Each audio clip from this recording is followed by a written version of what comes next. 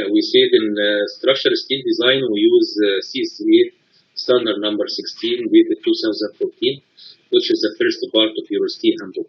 We have two types of steel in Canada. We have 350W steel and 300W, on which the number is the yield stress of the material. So here, for example, it is 350 MPa for FY, the yield stress, or 300 MPa for FY. The behavior of steel is the same as what we have in reinforcing steel in beams. So the stress, the strain acts linearly up to the yield stress. Then the stress will be constant as the yield stress with the increase of strain till something happens, which can be buckling in the flange compression or buckling in the web compression or combination of the two. The slope of the curve here is the modulus of elasticity, and that modulus of elasticity is 200,000 MPa. Unit weight of steel, we know it, just in case if they ask us for the materials. After a few minutes, we'll talk about the shear modulus, how to include it in the equation, which is a fixed number, 77,000 MPa. Then we say that the symbol of the grade of steel, like W here, for example, we don't really care about it now. We will care about it in connection design later on. We give you the resistance factor for the material for structural steel. For flexure, axial compression or shear, phi will be 0.9. In contrast to what we did in reinforcing steel, it is 0.85. Then we give you different steel products like W-shape section, WWF shape section, standard shape, channels, T's, then steel angles, HSS shapes, and so on. Then after that, we explained the types of sections we have with respect to the calculation of resisting moment. We have class 1, class 2, class 3, and class 4 sections. For class 1 section here and class 2, the resisting moment should be phi m sub e, which is the plastic moment, and it equals phi m Fy times the plastic section modulus Zx if the moment is about x-axis. In that section, the stress distribution is rectangular in shape, in tension and compression with intensity Fy. And this section has P sub E L over T as a ratio for the flange and compression, and H over W here as a ratio for the web, less than that for class 3 section. And for class 3 section, the resisting moment is phi S Fy, where S is the elastic section modulus, and we can call it phi My, which is the yield moment. That section is characterized by linear stress distribution of stress in tension and compression with intensity Fy at the extreme fiber. This one has P sub EL over T for the flange and compression, as well as H over W for the web, less than that for class 4 section. Class 4 section is characterized by linear stress distribution, but with a stress at the extreme fibers less than Fy. Then we presented 3 different configurations for B sub E L over T and H over W. One of them is represented by a plate that is free from one side, supported from the other side, similar to a plane of an I-beam, or a plate supported from two sides, which is similar to a flange or box section. For both of them, the member is subjected, or the plate itself is subjected to compression all over its width, so we call it a flange. But the web is characterized by the neutral axis that is dividing it, that divides it into part on compression and part in tension, as you see.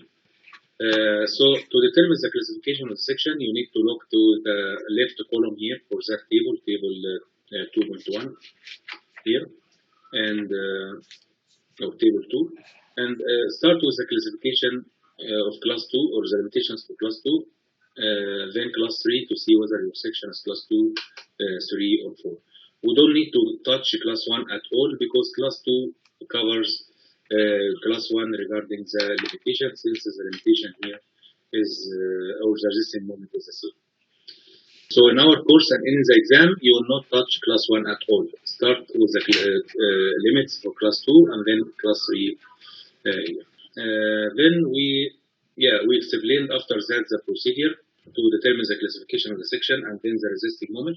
we say that you look to the orientation of the moment and identify the part of compression, divide it into element numbers, and then for each element determine B sub EL over T and compare it with the limits for class 2, 3, 2 and 3 here to determine whether your section is class 2, 3 or 4. And you do the same for the web, H over W, and then determine the classification based on the higher class, as we mentioned here. We say that for class 2 for the flange and web, the section is class 2. So in this case, the resisting moment phi M sub E. If the flange is class 2 but the web is class 3, you should consider the higher class, which is class 3. That will give you a smaller moment. So MR in this case should be phi M sub Y. In some cases, the compression flange here may be class 2 or 3, but the web is class 4, or the flange can be class 4, but the web can be class 2 or 3. For either of the two, the section is class 4, so the resisting moment should be calculated based on whether the web is class 4 or the flange is class 4. But if all of them are class 4, we cannot use our code, we use S136. So let's try now, before I talk about class 4, let's try to have an example of what we mentioned. Here we assume a member that is placed laterally so that their capacities are limited to local buckling. So we will have other failure mode we are going to present after a few minutes, which is a lateral torsional buckling. So I will leave this for now. In our problem here, we need to solve the problem considering the failure due to classification of the beam, class 2, 3, or 4. So here they tell us that we have a section that is W310 by 52 of 350 W steel, so the yield stress is 350. It spans 7,300 millimeter. Is connected at both ends by means of a standard web ankle connection. You remember when we said that when the web is connected but the flange is not connected, so we consider it as simple beam. So you have a simple beam like this, subjected to uniform load. Its span is 7.3 meter, as you see, and it has an applied factor load here, WF. They tell you here, compute that uniform load that the member can resist. So in our case here, you have W310 by 52. So what you can do, calculate the resisting moment of that beam. And then if you equate it with WF L squared over 8 as the corresponding factor of the applied bending moment, the only unknown will be WF. And this is what is required. So what we can do right now is that we calculate the resisting moment of that section.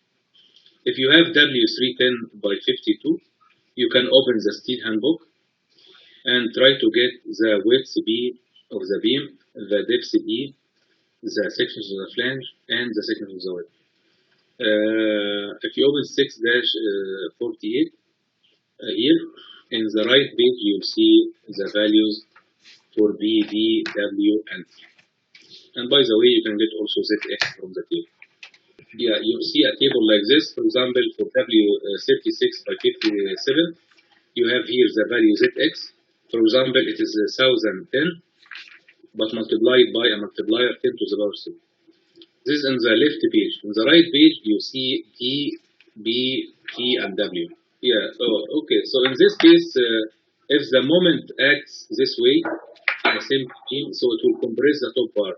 So that flange here will be on compression, and that web will be part on compression and part in tension.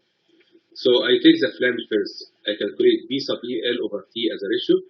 So B sub EL here is actually half the width B. The width B is 167, so we take 167 over 2, so it will be B sub EL. T is the thickness of the flange, which is 13.2, as you see. B sub EL is counted up to the center line of the web. So if we go back to our table here, we say flange of I shape or T shape. So we take V sub EL over T with a limit 170 or so to Y. So when I exaggerated this one last week or last time, I said that flange of I shape, you take the V sub EL from the free end to the center line of the web. So the limitation for class 2 here is 170 over square fy. So we need to compare B sub EL with that value.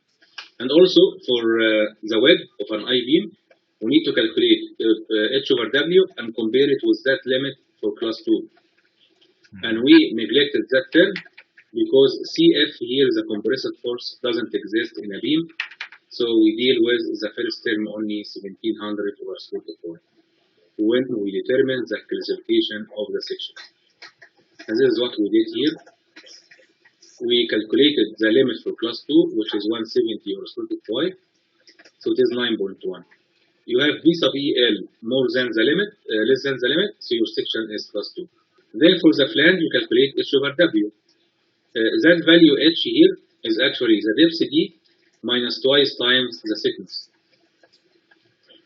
Over W, it will give you 38.3. Yeah, so H here, as you see, H equal D minus twice times the thickness, top and bottom, over W, and you have the value D, W, T, and so on, so you can get it 38.4. The limitation for class 2 for the web is 1700 over square fy. Fy is 350, so I can get 90. H over W is less than the limit, so our web is class 2. So since both of them are class 2, your section is class 2. So in this case, the resisting moment should be based on Zx as phi m sub b. Phi m sub b is phi Fy times Zx. Phi is 9. Zx, we got it from the table as 841 10 to the power 3 times Fy, which is 350. The value you get is in Newton millimeter divided over 1000. You can get it in 10 to the power 6. You can get it in kilonewtons. Then that moment equal WL square over 8. I can get the corresponding maximum load that can be carried by this beam. The second problem here is in design. They give you a panel and a frame, and they tell you that the bending moment was calculated as 540 millimeter, 540 kilonewton meter in one end, 185 kilonewton meter on the other end, and the positive moment location it is 280. So you have a bending moment acting this way in the positive moment region, and bending moment that compresses the bottom side here in the negative moment region. They said here a beam to be selected for a span equal 11 meters. The bending moment is as shown. Consider that the bottom flanges are restrained against lateral torsional buckling. I will explain this later, but the resisting moment here should be based on the classification of the section, class 2, 3, or 4. So, in our case here, we need to consider a W-shaped section like this. How can I select a size here? How can I select a size? Someone would say, I don't know that my section is class 2, so I can use ZX, or my section is class 3, so I can use SX, and so on. So I have to make an assumption. So the optimum design is to consider class 2 section. So in class 2 section, the resisting moment should be phi m sub b, which is phi Zx Fy. If I assume MR equals the applied factor moment in the section, so I can calculate Zx Fy, the required elastic section modulus here. If the section is class 2, then you open the STEEL handbook for Z value and try to get a section size that has Z more than that value. Okay? Again, with the assumption that our section is class 2. Someone would say, but if you open the STEEL handbook in page 6-42 and so on, you will see W-shaped section starting from a depth 1000 by something, going down to a section W 100 by something, like so the depth is 100 millimeter to 1000 millimeter deep. So which depth I should select? So should I select 100 or 1000 or some value in between? So I selected here W530, but from where I got W530, from where I got that depth? To assume a trial section, I assume the span of the beam over 20 as the depth of the beam. And we assume class 2 section here. Assume class 2 section. Then equate that applied factor moment with the resisting moment for the class 2, which is phi m sub b, which is phi zf phi zfy. I can get zx required on one side, and from the steel handbook I select a size. In our case here, for that specific case, our span of the beam is 11,000 millimeter. So if I go back and try to assume a section size here,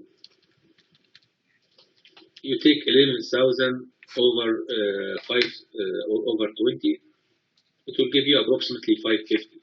So the D here will be approximately here the span of the beam over 20. So you can say 11,000 over 20, and this will equal approximately 500 or 550. But do we have W-shaped section that is exactly 550? No.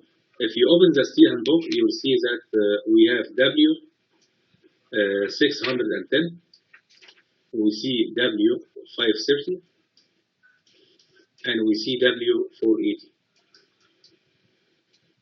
So you have here three different sizes. 480. So which one should I select? Okay, you can try. If you have the steel handbook in page 6-42, you open that page and look for any Z that is more than 1714. You open the book. My table here is an old version, so you may not see exactly the same number. But under ZX here, you see now we have ZX, and you have W530 with different sizes, you see. So all of these. So what you can do, look for column for ZX and give me any value here that is more than or equal 1740. Yes, I have 1810, so I can use W530 by 74. Someone would say I can use also this one, W530 by 85, but it has a weight more than this one.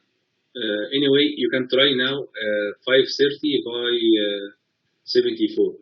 But if you use W460 here, you look for that column, again that column for ZX. Oh yeah, see, I see here W460 by 82.